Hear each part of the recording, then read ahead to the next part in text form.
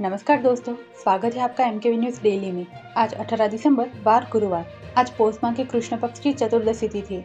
तो चलिए शुरू करते हैं आज के मुख्य समाचार। राहुल गांधी ने म्यूनिक में BMW प्लांट देखा, कहा भारत में मैन्युफैक्चरिंग में गिरावट आ रही। जर्मनी के 3 दिन के दौरे पर हैं। कलाम की जगह भाजपा वाजपेयी को राष्ट्रपति बनाना चाहती थी। किताब में दावा, बीजेपी ने अटल जी से कहा था, अब अडवाणी को पीएम बनने दीजिए। दिल्ली में पॉल्यूशन, 50% एम्प्लॉयज को वर्क फ्रॉम होम अनिवार्य। सभी दफ्तरों में सिर्फ आधे कर्मचारी जाएंगे। मजदूरों को ₹10,000 मुआवजा और सख्त होंगे नियम। लोकसभा में न्यूक्लियर पावर से जुड़े शांति बिल पर चर्चा। आज विकसित भारत जी राम जी बिल पर भी चर्चा होगी। विपक्ष की ओर से हंगामे के आसार। खड़गे ने कहा, नेशनल हेराल्ड के सिर्फ बदले के लिए गांधी परिवार को सताया जा रहा। कोर्ट का फैसला, मोदी और शाह के मुंह पर थप्पड़। ऑपरेशन सिंदूर वाले बयान पर चौहान बोले, माफी नहीं मांगूंगा। कहा था पाकिस्तान के साथ सैन्य में पहले दिन हार गई थी भारतीय सेना। 5 राज्यों और केंद्र शासित प्रदेश में एसआईआर की ड्राफ्ट वोटर लिस्ट जारी। 1 करोड़ से ज्यादा नाम करे।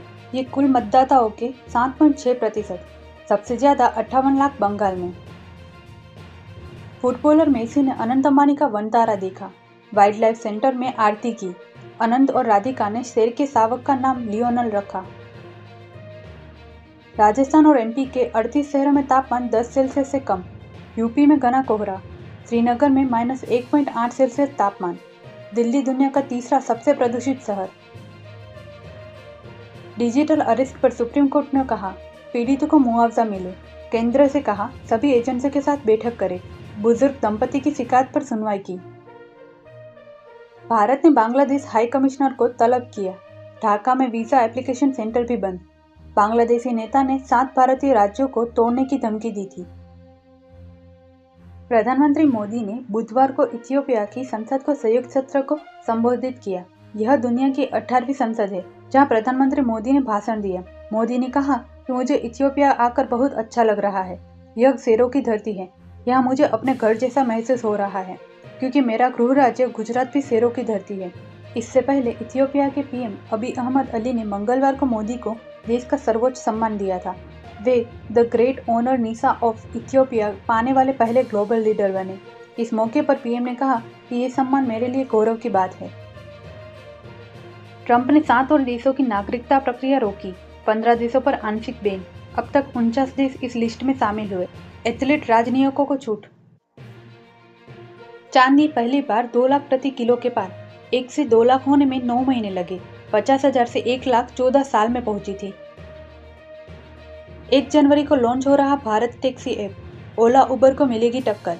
पीक आवर्स में किराया नहीं बढ़ेगा, ड्राइवर्स को ज्यादा कमाई। मीशो ने 7 दिन में निवेशकों का पैसा डबल किया। आईपीओ प्राइस से 95% चढ़ा शेयर, 216 पर पहुंचा। को फाउंडर विदित बिलियनियर बने। सेंसेक्स 120 अंक गिरकर 84,560 पर बंद। निफ्टी 42 अंक लुढ़का। मीडिया, रियल्टी और कंज्यूमर ड्यूरेबल्स में गिरावट रही। भगोड़े नीरव मोदी की प्रत्यर्पण रोकने के लिए नई अपील। 6,498 करोड़ के पीएनबी घोटाले में भारत नहीं आना चाहता। ब्रिटिश कोर्ट पहले ही मंजूरी दे चुकी। उत्तर प्रदेश अधीन सेवा चयन बोर्ड ने अकाउंटेंट के 7,000 से ज्यादा पदों पर भर्ती निकाली है। उम्मीदवार ऑफिशियल वेबसाइट पर जाकर आवेदन कर सकते हैं। मध्य प्रदेश कर्मचारी चयन मंडल की ओर से ग्रुप 1 और ग्रुप बी के पदों पर भर्ती का नोटिफिकेशन जारी किया गया है। इन पदों पर आवेदन प्रक्रिया 24 दिसंबर से शुरू होगी। उम्मीदवार ऑफिशियल वेबसाइट पर जाकर आवेदन कर सकेंगे। स्पोर्ट्स अथॉरिटी ऑफ इंडिया में चीफ कोच की वैकेंसी निकली है। उम्मीदवार ऑफिशियल वेबसाइट पर जाकर आवेदन कर सकते हैं। ऐसी ही महत्वपूर्ण खबरों के लिए एमकेवी न्यूज़ डेली को सब्सक्राइब करें। साथ ही बेल आइकन दबाना ना भूलें। जय हिंद, जय भारत।